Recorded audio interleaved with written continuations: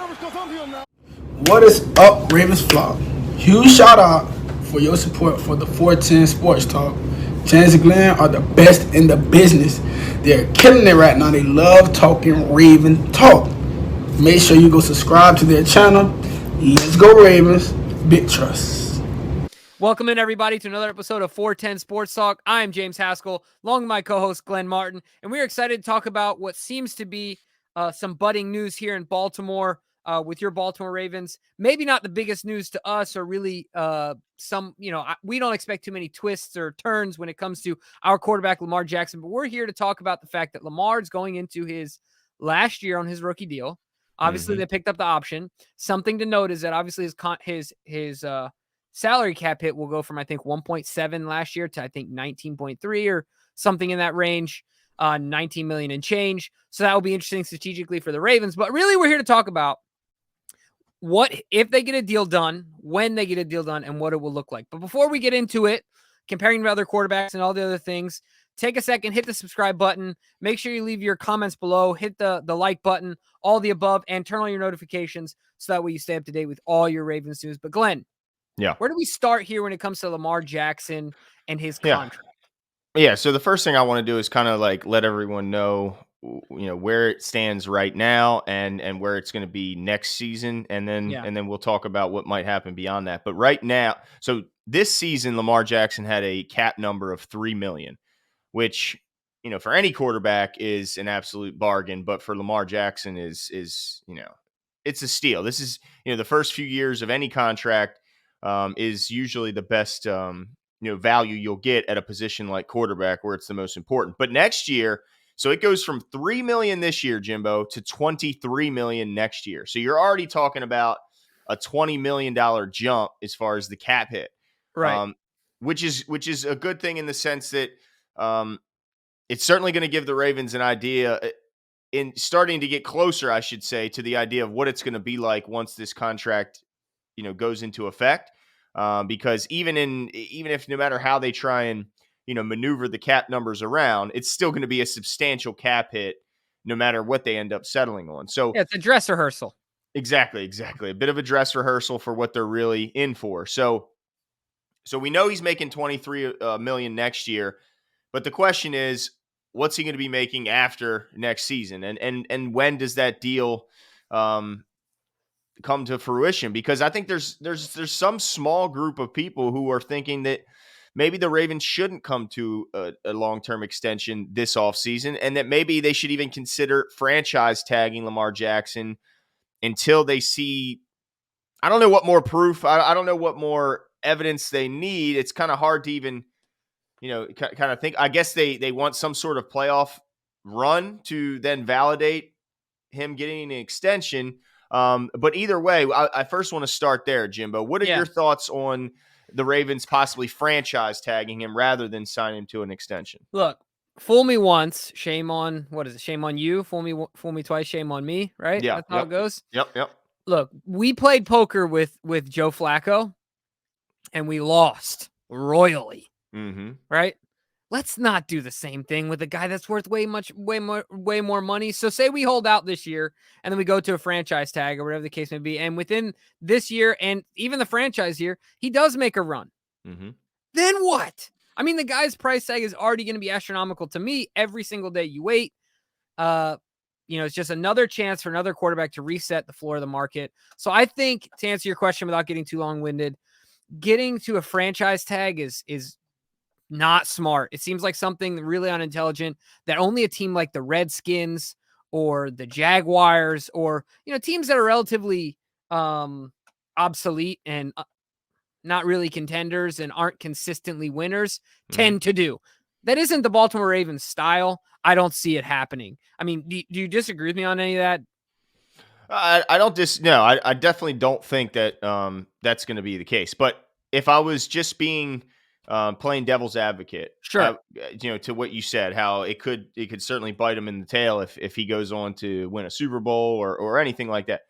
But what if, this is what the detractors are going to say. They're going to say, well, what if in that year he proves that he doesn't grow much as a passer or doesn't fulfill, he gets hurt, something to where it may show, well, maybe we're lucky we don't have a huge long-term investment. What would you say to those people? I would say that if Lamar Jackson doesn't get a scintilla better in football Mm-hmm. and he remains healthy, he's a top 5 quarterback until he physically declines so he can't perform anymore. It's really that simple. He doesn't actually have to. Yeah, we want him to get better. He wants to get better. But for the sake of his contract and for his competitions, or his competition being his colleagues at the same position, he doesn't have to get better. Like, I'm not saying he's perfect, right? But he'd easily be a top 5 quarterback today for the rest of his career with his skill set now. So, and then the health thing, that's just the risk you run, right? When was the last quarterback that had career-ending injury? I don't know. Maybe I'm missing one, but yeah, maybe you missed a season. But I can't really think of a quarterback that had a career-ending, career-altering, game over type scenario. I can't think of one. So I think those two things are relatively moot points. As my son makes an appearance on the show.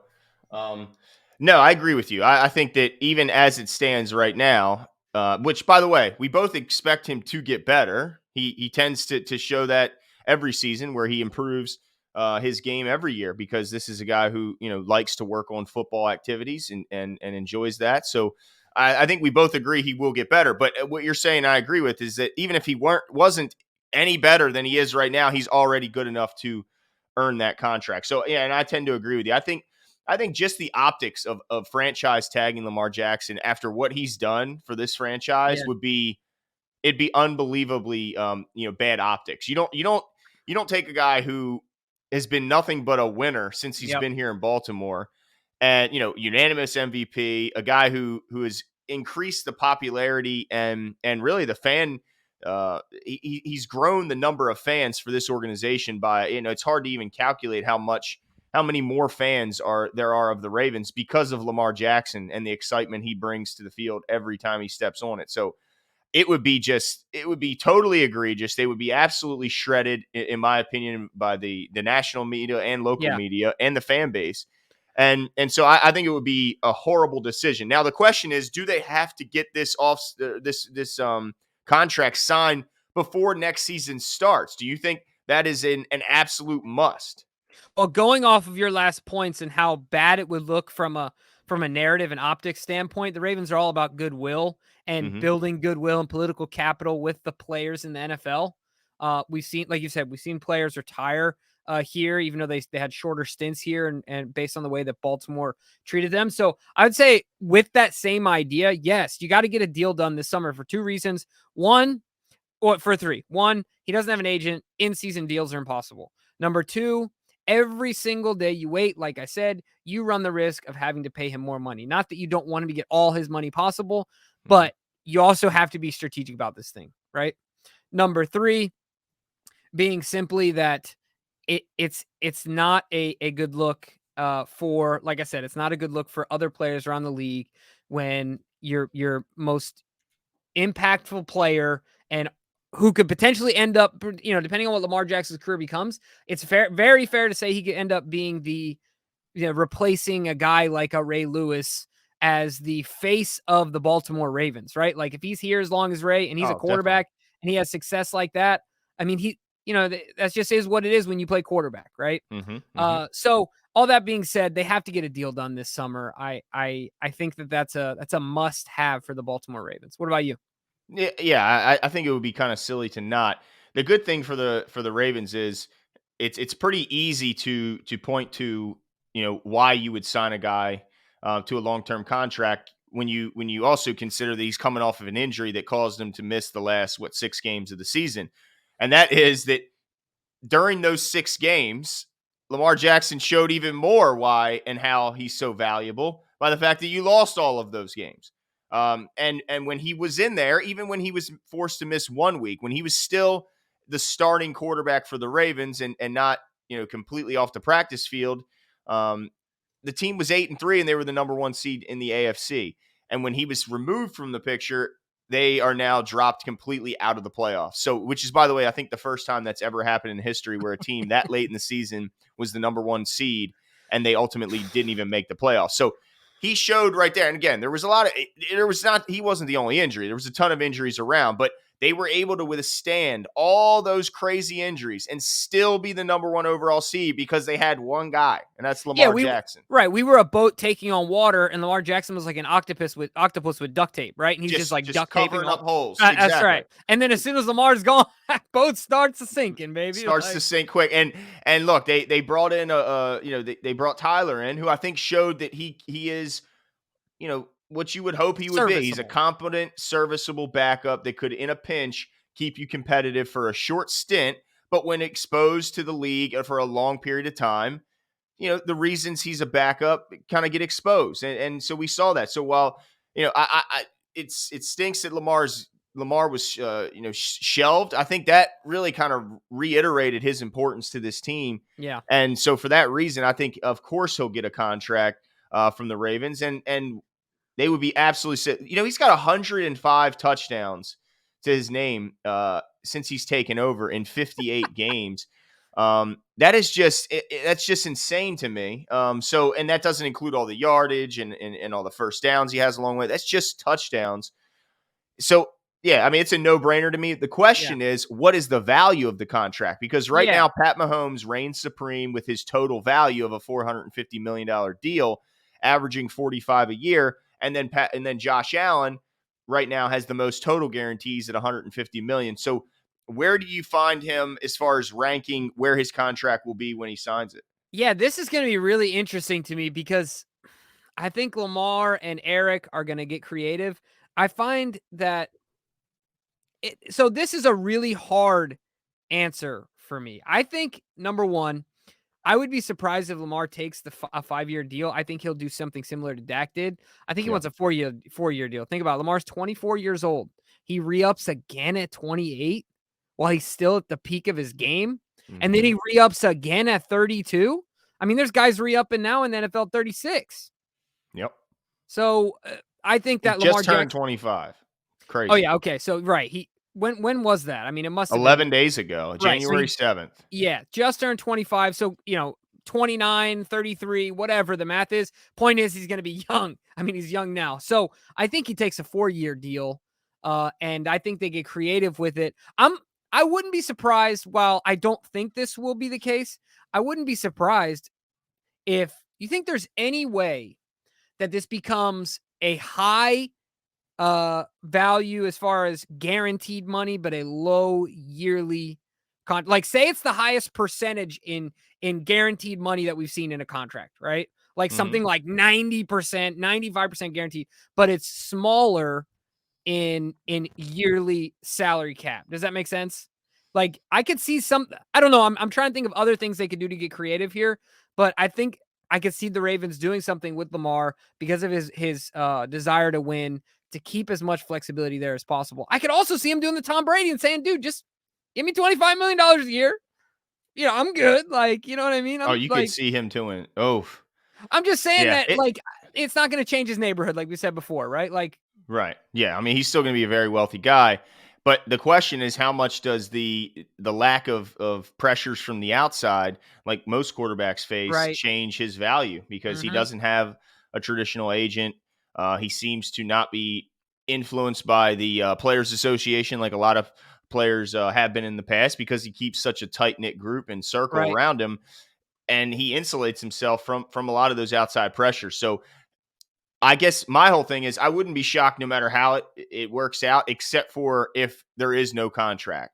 But yeah, that's a great point. Like whatever financially, we won't be surprised, right? Like there's so many ways it could turn out, but I agree with you 100%. If it doesn't, that would shock me. Yeah, that would shock me and quite frankly piss me off. But but I could see a deal at any point on this spectrum. I mean, I don't think he's going to get insulted and take a bag of balls as his payment. He's gonna demand some fair compensation, and rightfully so. But I also would not be at all stunned to see him take a deal where it puts him maybe at number 3 overall or ranking. I don't see him as a guy who's so motivated by the dollar amount next to his name. I think his motivation is more on the field and not necessarily what's in his pocket. But I also wouldn't be shocked at all if he goes, you know what, but from a respect standpoint or from a like, I also wouldn't be shocked to see him get the highest paid as far as annual salary. I mean, Yeah, because any because argument is valid, right? He can come in there and say, look, just on statistics, I have a valid reason to be the highest paid quarterback in the NFL, right? Just on this, he has so many legs to stand on. But I agree with you 100%. It's really going to be who interesting to affects see. winning more? And now with the opportunity to see the team without him, his agent, or I guess he doesn't have an agent. Him and his representatives, whether it's his mom or whoever else is doing the negotiations, say, look, now we saw it. It's a small sample size, but we saw a 6-game stretch where you didn't have my guy and you lost all 6 of them.